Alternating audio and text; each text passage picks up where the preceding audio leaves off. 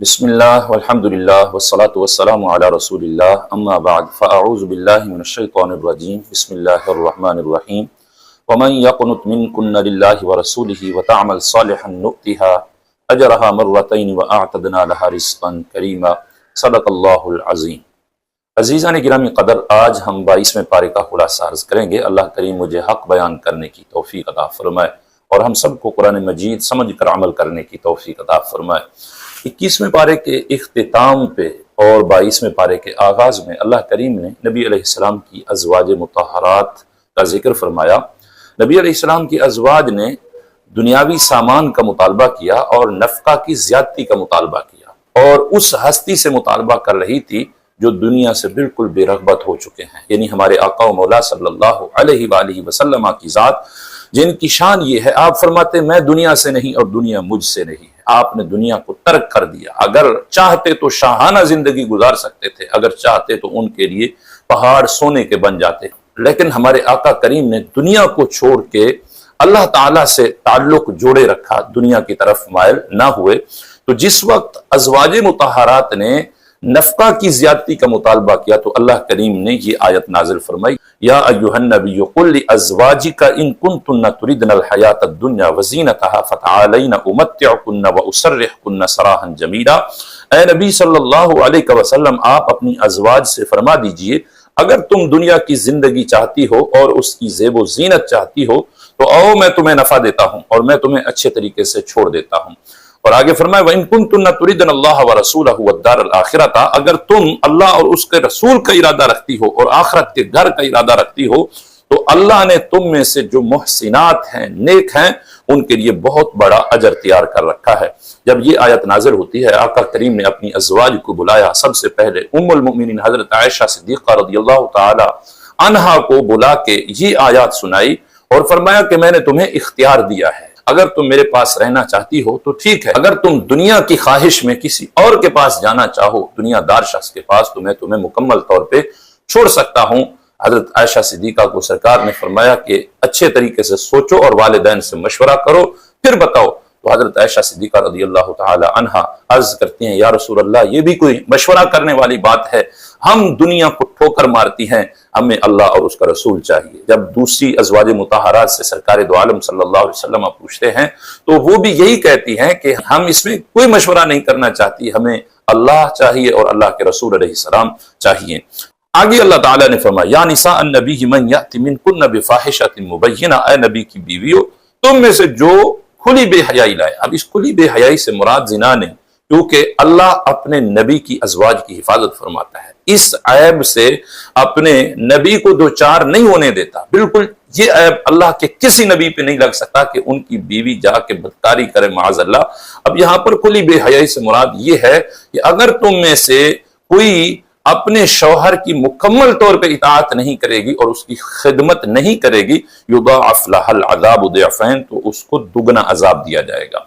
अब अजाब का दुगना होना, इसी तरह अजर का दुगना होना, ये उस शख्स की शान और मर्तबे की तरफ इशारा होता है जिसकी सजा बयान की जा रही हो, जिसका अजर बयान किया जा रहा हो। अल्लाह ने अज़वाज मुतहरात का अजर भी डबल रखा है और सजा भी डबल रखी है। इससे अंदाजा लगाया जा सकता है कि अल्लाह ने अपने महबूब की अज़वाज को कितना शान शौकत अता फरमाई है।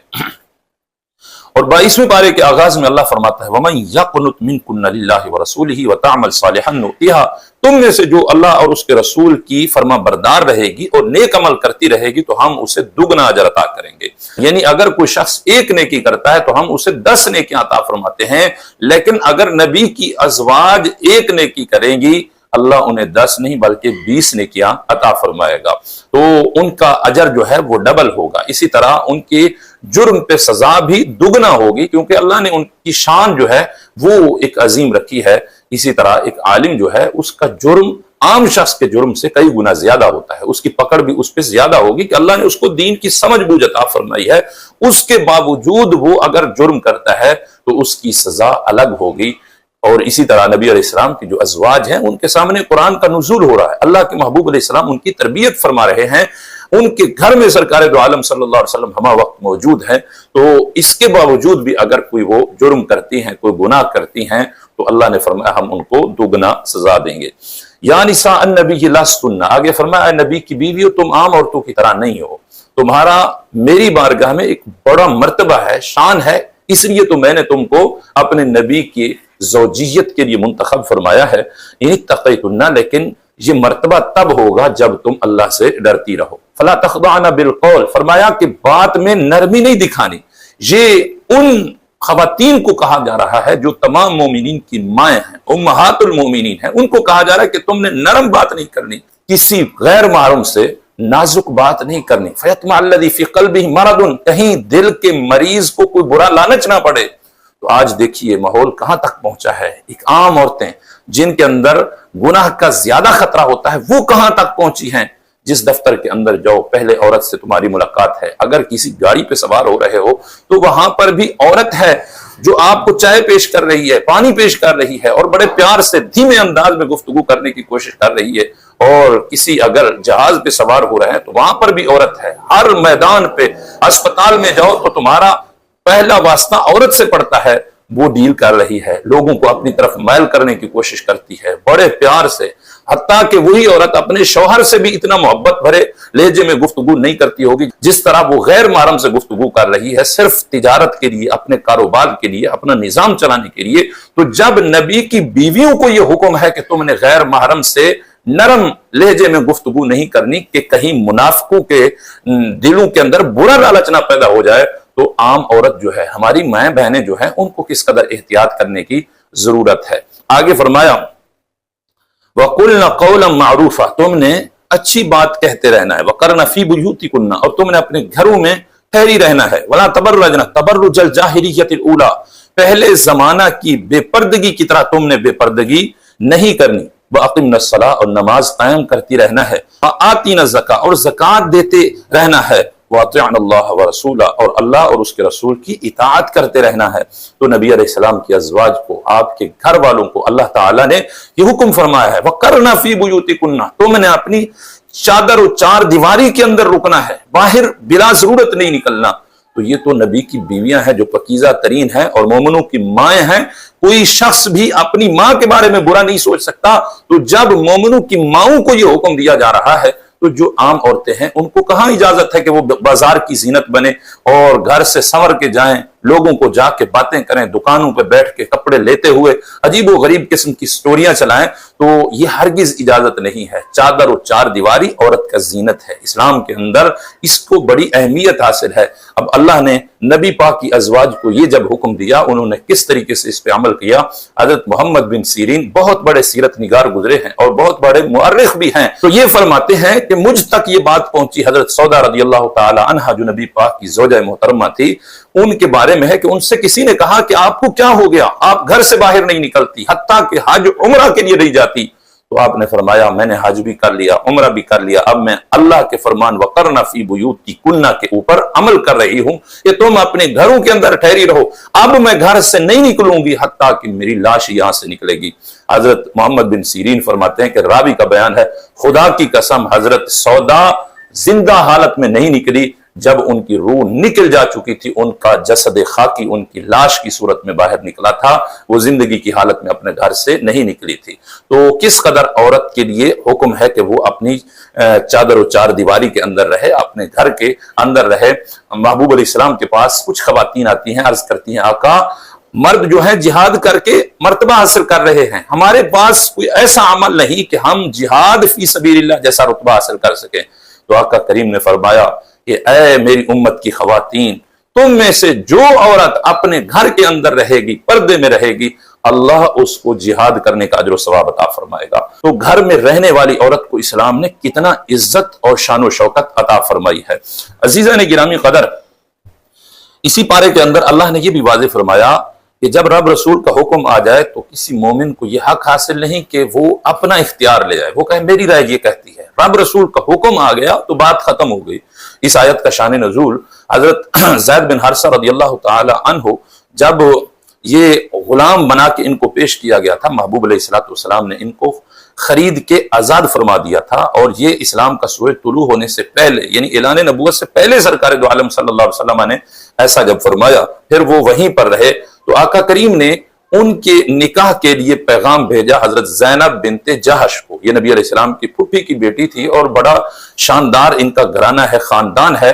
تو انہوں نے پہلے تو یہ سمجھا کہ نبی علیہ السلام نے اپنے لیے پیغام بھیجا ہے، وہ راضی ہوئی. پھر جب پتہ چلا کہ نبی علیہ السلام نے اپنے منہ بولے بیٹے کے لیے پیغام بھیجا ہے حضرت زید بن حارثہ کے لیے، تو وہ انکاری ہوئی اور ان کے بھائی جو تھے وہ بھی انکاری ہوئے. تو اللہ نے قرآن کی یہ آیت نازل فرما دی، فرمایا رب رسول کا جب حکم آ جائے، ما کان للمؤمن ولا مؤمنۃ اذا قضى الله ورسوله امرا ان يكون لهم الخيار، تو کسی مومن مرد اور مومن عورت کے لیے یہ حق ہی نہیں بنتا کہ وہ اپنا اختیار پیش کرے. تو جب رسول اللہ نے فیصلہ کر دیا، رسول اللہ کا فیصلہ اللہ کا فیصلہ ہے. دیکھیے اللہ کی بارگاہ میں آقا کریم کا کتنا مرتبہ ہے کہ رب تعالیٰ نے یہ لازم نہیں کیا کہ کوئی عورت کسی مرد سے لازمی طور پہ نکاح کرے، یہ اللہ نے لازم نہیں فرمایا بلکہ کفو کا حکم فرمایا. نبی علیہ السلام نے کفو کے لحاظ رکھنے کا حکم فرمایا کہ مرد کا درجہ جو ہے وہ عورت سے کم نہیں ہونا چاہیے. یہاں دیکھیے حضرت زید بن حارثہ وہ ایک غلام بن کے آئے اور ان کا ماں باپ بھی وہاں پر نہیں ہے، اور دوسری طرف حضرت زینب بنت جہش قریشی خاندان کی ایک خاتون ہیں، بڑی شان و شوکت والی، ان کی شان ثریا ستارے پہ، اور دوسری طرف زید بن حارثہ ہیں، ان کا کفر نہیں ملتا. لیکن چونکہ رسول اللہ نے فیصلہ فرما دیا تو اللہ نے اس کو فرض فرما دیا، فرمایا جو میرے محبوب کا فیصلہ ہے وہ میرا فیصلہ ہے. جب محبوب علیہ السلام کا فیصلہ آ جائے اس کے بعد کسی مومن مرد اور عورت کو یہ حق ہی نہیں حاصل کہ وہ اپنا اختیار پیش کر سکے. آج ان لوگوں کو بھی سبق حاصل کرنا چاہیے کہ جن کے سامنے رسول اللہ کے دین کا کوئی حکم آتا ہے اور وہ کہتے ہیں میری رائے یہ ہے کہ ایسے ہونا چاہیے. کہاں تیری رائے؟ تیری رائے کی حیثیت کیا ہے؟ رب رسول کے حکم کے سامنے عقل قربان کن بپیش مصطفیٰ، رسول اللہ کی ذات کے سامنے، آپ کے دین کے سامنے عقل کو قربان کرنا پڑے گا. عزیزان گرامی قدر، اسی پارے کے اندر اللہ تعالیٰ نے محبوب علیہ السلام کی ختم نبوت کا ذکر کیا اور صریح آیت رب تعالیٰ نے نازل فرمائی. اگرچہ 100 آیات سے حضور کی ختم نبوت کا مسئلہ سمجھ آتا ہے اور 200 سے زائد احادیث متواترہ مشہورہ حضور کی ختم نبوت پہ دلالت کرتی ہیں، لیکن قرآن کی یہ آیت واضح ہے. فرمایا ما کان محمد ابا احد من رجالکم، محمد صلی اللہ علیہ وسلم تمہارے مردوں میں سے کسی کے باپ نہیں ہیں. اب یہ کہنے کا مقصد یہ تھا کہ جب حضرت زینب بنت جہش کو زید بن حارثہ رضی اللہ تعالی عنہ نے طلاق دی، محبوب علیہ السلام نے پھر زینب بنت جہش سے نکاح فرمایا، تو کافروں نے کہا کہ محمد صلی اللہ علیہ وسلم نے اپنے بیٹے کی بیوی سے نکاح کر لیا، حالانکہ بیٹے کی بیوی سے تو نکاح نہیں ہو سکتا. تو اللہ نے فرمایا تمہارے مردوں میں سے کسی کے باپ نہیں، یعنی یہ جو مرد ہیں زید بن حارثہ منہ بولے بیٹے تو ہیں لیکن سگے بیٹے نہیں ہیں، ان پہ سگے بیٹے اور حقیقی بیٹوں والے احکام جاری نہیں ہوتے. ہاں حضور علیہ السلام کے بیٹے ہیں، آپ بچوں کے باپ ہیں، لیکن جو بیٹے تھے حضرت قاسم، طیب، طاہر، حضرت ابراہیم، وہ رجال کہلانے کے حقدار نہیں تھے. رجال بڑے مرد کو کہا جاتا ہے، وہ بچپنے میں ہی اس دنیا سے چلے جاتے ہیں. اللہ نے فرمایا تمہارے مردوں میں سے، یعنی اس وقت جو مرد موجود ہیں ان میں سے کسی کے باپ محمد صلی اللہ علیہ وسلم نہیں ہیں کہ ان کی بیوی نبی پاک صلی اللہ علیہ وسلم کے لیے حرام ہو. ولیکن رسول اللہ، ہاں وہ اللہ کے رسول ہیں، یعنی روحانی باپ ہیں. رسول جو ہوتا ہے وہ امت کا روحانی باپ ہوتا ہے، لیکن روحانی باپ پہ سگے باپ والے احکام جاری نہیں ہوتے. ہاں تعظیم روحانی باپ کی زیادہ بھی ہو سکتی ہے، جیسے رسول اللہ صلی اللہ علیہ وسلم کی تعظیم جو ہے وہ پوری امت سے بڑھ کے ہے، سگے باپ سے بھی زیادہ ہے. اور آگے فرمایا وخاتم النبیین، محمد صلی اللہ علیہ وسلم آخری نبی ہے، نبیوں کے سلسلے کو ختم فرمانے والے ہیں، سب سے آخر میں آنے والے ہیں. اس پہ سینکڑوں احادیث بھی ہیں، قرآنی آیات بھی ہیں. اگر گفتگو کی جائے تو کافی وقت درکار ہے. ایک حدیث میں عرض کرتا چلوں، رسول اکرم صلی اللہ علیہ وآلہ وسلم نے ارشاد فرمایا میری مثال اور مجھ سے پہلے والے انبیاء کی مثال اس شخص کی طرح ہے جس نے ایک عالی شان عمارت بنائی اور اس کو بڑا خوبصورت بنایا. دیکھنے والے دیکھ کے حیران ہوتے ہیں، خوشی کا اظہار کرتے ہیں، لیکن اس کے اندر ایک اینٹ بنانے والے نے چھوڑ دی، اس کو رہنے دیا. تو دیکھنے والے دیکھ کے کہتے ہیں کہ یار یہ اینٹ کیوں نہیں لگائی گئی، یہ صرف کمی رہ چکی ہے، باقی تو محل بڑا عالی شان ہے. آقا کریم فرماتے ہیں وَأَنَا اللَّبِنَةُ، تو وہی آخری اینٹ میں ہوں اور میں آخری نبی ہوں. یعنی قصر نبوت جو نبوت کا محل ہے اس میں اب کسی اینٹ کی ضرورت نہیں، کسی شخص کی ضرورت نہیں. کوئی مرزا دجال آ کے کہے کہ میں نبی ہوں، اس پہ لعنت ڈالی جائے گی، اس کا نبوت کے مال سے کوئی تعلق نہیں ہو سکتا. حضور علیہ السلام اس مال کی سب سے آخری اینٹ تھے. اور آقا کریم کا دوسرا فرمان انا خاتم النبیین لا نبی بعدی، میں آخری نبی ہوں، میرے بعد کسی قسم کا کوئی نبی نہیں آ سکتا، نہ ذلی نبی نہ بروزی، کسی قسم کا بھی کوئی نبی نہیں آ سکتا. عزیزان گرامی قدر، اللہ کریم نے اسی پارے کے اندر محبوب علیہ السلام کے کچھ اوصاف بیان کیے، جن میں سے ایک ہے یا ایھا النبی انا ارسلناک شاہدا، محبوب ہم نے آپ کو گواہ بنایا ہے۔ اس کا بہترین ترجمہ اعلیٰ حضرت مجدد دین و ملت پروانہ شمع رسالت امام احمد رضا فرماتے ہیں کہ اے نبی ہم نے آپ کو حاضر و ناظر بنایا، اور علامہ نعیم الدین مراد آبادی فرماتے ہیں یہ سب سے بہترین ترجمہ ہے، کیونکہ گواہ ہوتا ہی وہی ہے جو حاضر ہو اور ناظر بھی ہو، دیکھنے والا بھی ہو۔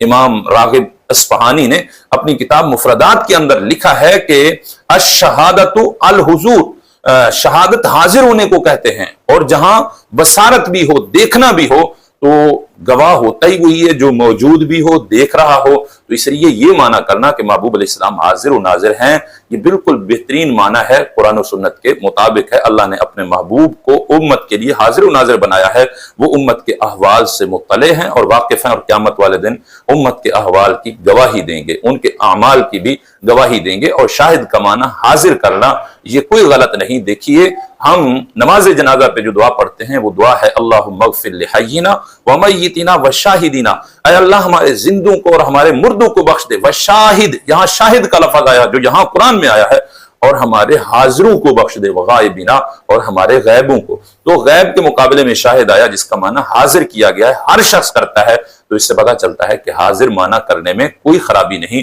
تو محبوب علیہ السلام کا یہ وصف کہ آپ کو اللہ نے حاضر ناظر بنا کے بھیجا ہے، یہ قرآن کی اس آیت کے بالکل عین مطابق ہے۔ اور اسی پارے کے اندر اللہ کریم نے اپنے محبوب علیہ السلام پہ درود پڑھنے کا امت کو حکم فرمایا، فرمایا ان اللہ وملائکتہ یصلون علی النبی یا ایھا الذین آمنوا صلوا علیہ وسلموا تسلیما، بے شک اللہ اور اس کے فرشتے نبی پاک صلی اللہ علیہ وسلم پر درود بھیجتے رہتے ہیں۔ اب یصلون مضارع کا صیغہ ہے، اہل علم جانتے ہیں مضارع استمرار پہ دلالت کرتا ہے، دوام پہ دلالت کرتا ہے۔ کیا مطلب؟ اللہ اور اس کے فرشتے ہر وقت نبی علیہ السلام پہ درود بھیجتے رہتے ہیں، ہر وقت۔ اب مومنوں کو بھی حکم دیا کہ تم بھی ہر وقت نبی علیہ السلام پہ درود و سلام پڑھو۔ آج کچھ لوگ اعتراض کرتے ہیں کہ اذان سے پہلے اور اذان کے بعد کا جو درود ہے وہ بدعت ہے۔ میں کہتا ہوں اللہ اور اس کے فرشتے ہر وقت درود بھیجتے ہیں، اور ہر وقت درود بھیجنے کا حکم فرمایا۔